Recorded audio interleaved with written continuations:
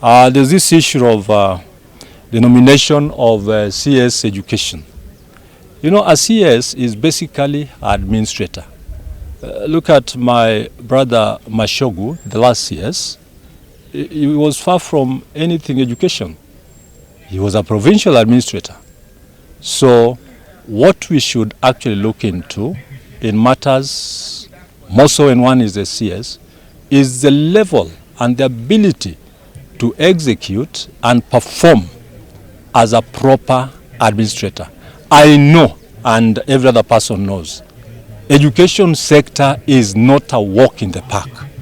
It is difficult. We've seen CSs, ministers come and go, and we've rated the performance every other time.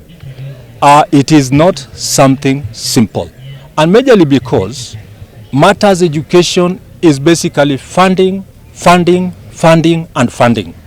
If the government cannot release proper funds to man education as a sector, and you can also see matters of capitation. Look at what heads are going through, heads of institutions in primary. Capitation has not come. Look at what principals are going through. What was lastly supposed to be given was given too late. So it is not easy. So I would wish to thank the president for the new appointments, but I would wish to call upon whoever is appointed to man the sector of education to have a turnaround and make a difference. Because we are there, our eyes are there, the parents' eyes are there, the learners are there. This is a sector that is run in a three-way traffic. The parents must see themselves to be satisfied, the learners must be satisfied, and the controllers here, the fulcrum, who are the teachers, must be satisfied so that the sector can succeed. So, in a nutshell, whoever is coming into the docket of education must think twice. I don't know much about him, but he must think twice. And we must raise a finger as a warning. Get prepared. It is not easy. It is not easy. And be very, very consultative. Time and again, consult. And nobody should think that he can run this sector alone. All stakeholders in this sector must be brought together to assist in the running of education sector. I think it is the most complicated ministry so far. The most complicated and the most expensive ministry so far. So it is upon him to make a very quick decision. Come to us as serious, KNUT is a serious stakeholder. The most serious stakeholder in matters of education are the unions, because we lead our teachers and we need to be consulted every other time, every other minute. So let the CS get prepared. Let the CS have his socks already pulled up.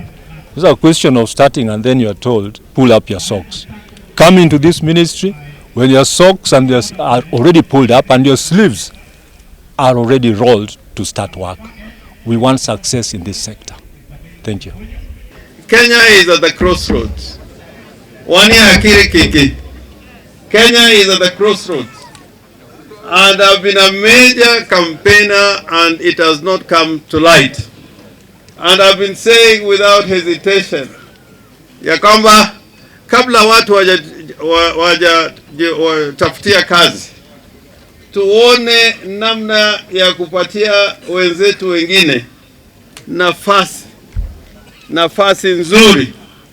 Na kwa walimu, I've always been praying ya kwamba we should have a constitutionalized Teachers Service Commission. A constitutionalized Teachers Service Commission. Na nilikuwa nikisema ya kwamba, if you go to the Judicial Service Commission, even practicing lawyers are in the Judicial Service Commission. Ukienda Parliamentary Service Commission, hata wabunge wako pale katika Parliamentary Service Commission. Mawakili ambao wako kwa Judicial Service Commission ni mawakili ndio wanachagua.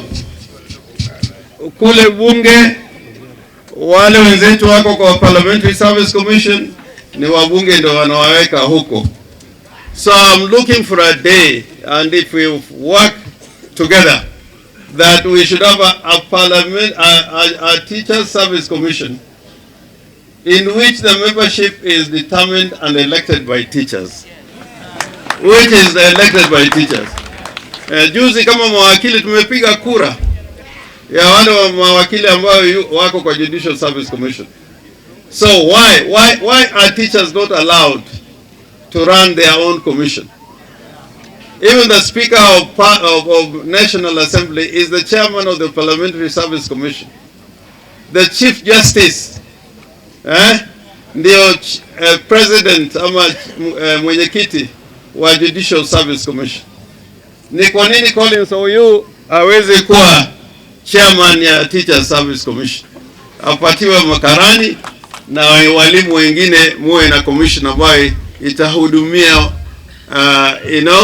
walimu.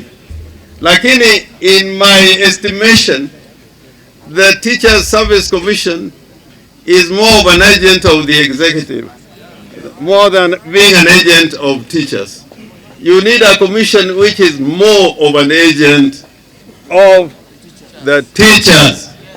And that's how the Parliamentary Service Commission works, and that's how the Judicial Service Commission works. And that would be my major contribution to this very important meeting.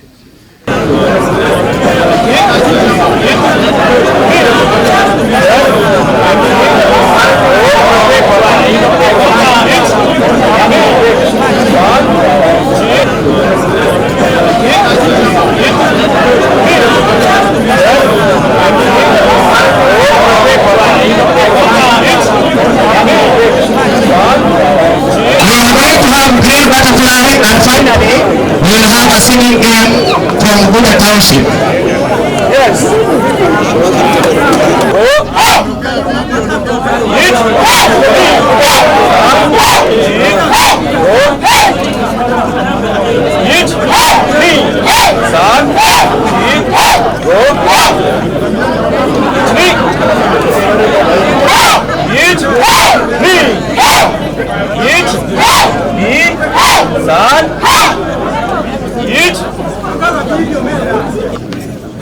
Bishop Albert Yaoko, thank you so much. That is BC Karemo, Stella Francis, the host.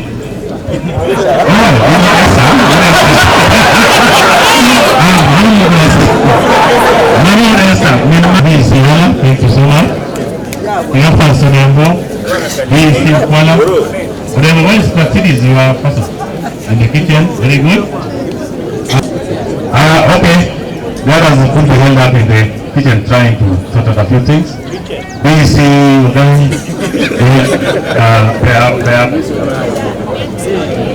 kila mtu na wake, Karemo na wake, Walai na wake, Corona original teachers, who is the guest of honor today, our chief guests, our beloved governor, members of the CEC who are here, the Director Teacher Service Commission. In the chairman's speech will be read later on. I just want to introduce the BECs. Siwazi kwa haitakikani. Serikali tutakuomba tuondolee CBC. Tuwauliza, je, hii CBC ni mnyama gani? Wewe bwana walilia, eti CBC itolewe. Fahari twaionea, twaipenda elewa. Mazuri twakuchangia, sababu kutotolewa. Serikali twakusihi, usiondoe CBC. Twakujibu, CBC si mnyama, mnyama ni wewe. Na kule silalamiki, natoa ya mkono. Sikia kakamu baki, CBC ni ghalimu.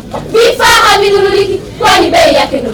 Serikali twakuomba, tuondolee CBC. Twauliza, ukiambiwa ulete ng'ombe, haya ni masikio.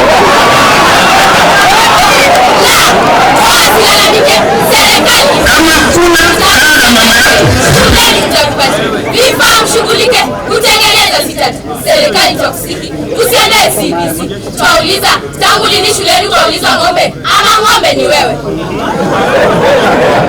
CBC inakwambia haifunzi darasani.